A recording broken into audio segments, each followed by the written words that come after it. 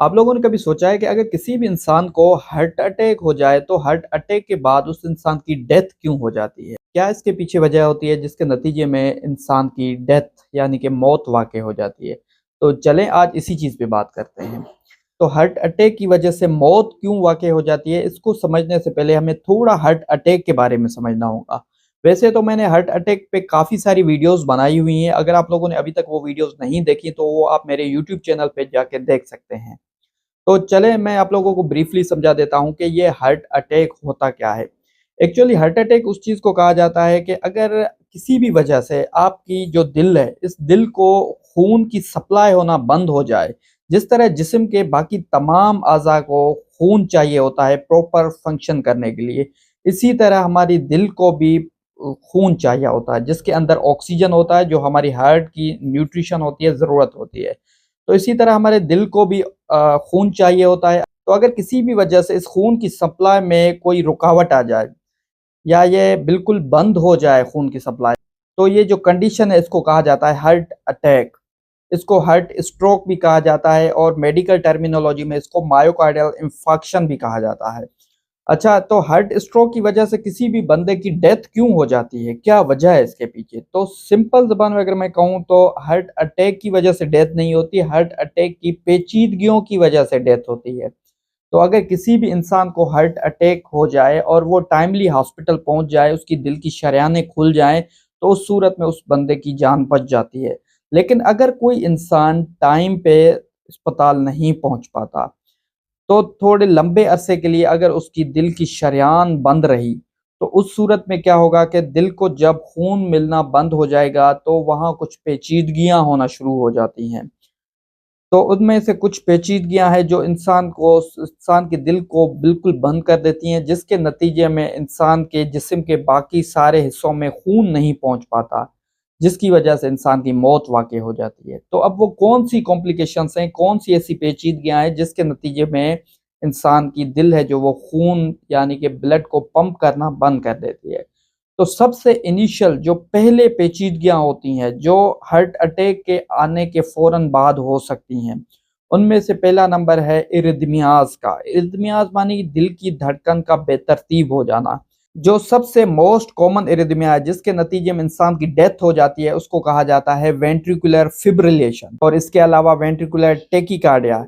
Ventricular fibrillation का मतलब कि आपकी जो दिल है, वो प्रॉपर तरीके पे धड़कती नहीं, उसकी जो धड़कने की तरतीब है वो ख़राब हो जाती है। दिल के जो निचले हिस्से होते हैं, निचले खाने होते हैं, जिनको वेंट्रिकल्स कहा जाता है, इन्हीं वेंट्रिकल से बीट जनरेट होना शुरू होती है और दिल जो है वो प्रॉपर कॉन्ट्रैक्ट नहीं करता, जस्ट फिब्रिलेट करता है। जिस तरह आपने मछली को देखा होगा पानी के बाहर वो तड़पती है, इसी तरह दिल हमारी है जो इसी तरह फिब्रिलेट कर रही होती है।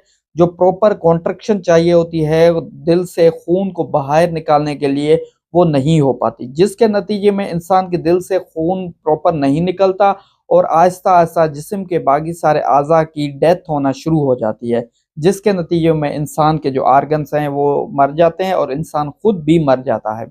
इसके अलावा हम बात करें तो ब्रेडी इरिथमियाज़ यानी कि दिल की रफ्तार है जो वो सुस्त होने लगे, इतनी सुस्त होने लगे कि वो दिल में वो जो खून बाहर निकलना था वो प्रॉपर निकाल ही नहीं पाती। इसको कहा जाता है arrhythmias related complications of myocardial infarction.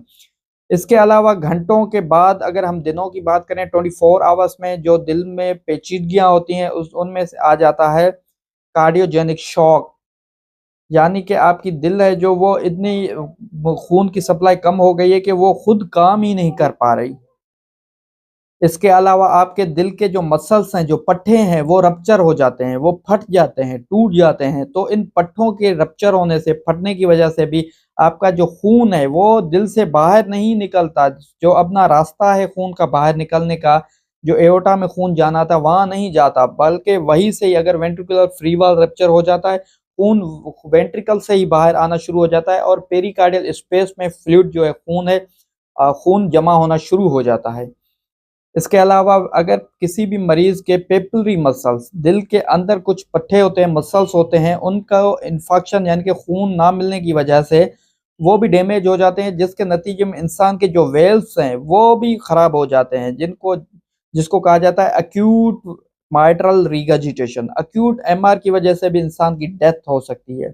इसके अलावा अक्यूट हार्ट फेल्यूर, अगर हार्ट खुद ही फेल हो जाए, खुद ही धड़कना छोड़ दे, जिसके नतीजे में भी इंसान की मौत वाक़ई हो सकती है। इसके अलावा और भी कॉम्प्लिकेशंस हैं like ventricular septal rupture, ventricular free wall rupture, ventricular aneurysm, pseudo aneurysm.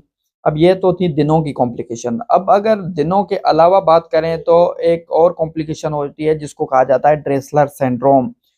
Dressler syndrome, अब ये ज़रूरी नहीं कि अगर इंसान का इलाज हो और उसके बाद ना हो। ड्रेसलर सिंड्रोम इलाज होने के बाद भी हो सकता है, यानी कि दिल की शरेयान अगर खोल दी जाए प्राइमरी पीसीए के ज़रिए स्टंट लगा के, उसके बाद भी ये ड्रेसलर सिंड्रोम हो सकता है। इसमें होता क्या है कि आपकी दिल की जो ऊपर वाली झिल्ली है, जिसको पेरिकार्डियम कार्डियम कहा जाता है, इसी पेरिकार्डियम में ऑटो इम्यून रिएक्शन हो जाता है, ऑटो इम्यून इन्फ्लेमेशन हो जाती है। तो इस सोजिश की वजह से आपकी दिल की जो ऊपर वाली झिल्ली है वो स्टिफ्ड हो जाती है, सख्त हो जाती है, जो दिल को रिलैक्स करने में मुश्किलात पैदा करवाती है। दिल जो है हमारी एक तो कॉन्ट्रैक्ट करती है यानी कि धड़कती है, और दूसरा रिलैक्स करती है, फूलती है। तो दिल जो है वो रिलैक्स नहीं हो पाती, जिसके नतीजे में भी इंसान को डायस्टोलिक हार्ट फेलियर हो जाता है। तो ये थी कुछ पेचीदगियाँ जो कि इंसान को हार्ट अटैक होने के बाद होती हैं। होपफुली आपको ये वीडियो समझ आ गया होगा। अगर आपको किसी भी किस्म का कोई क्वेश्चन पूछना हो तो आप नीचे कमेंट सेक्शन में पूछ सकते हैं।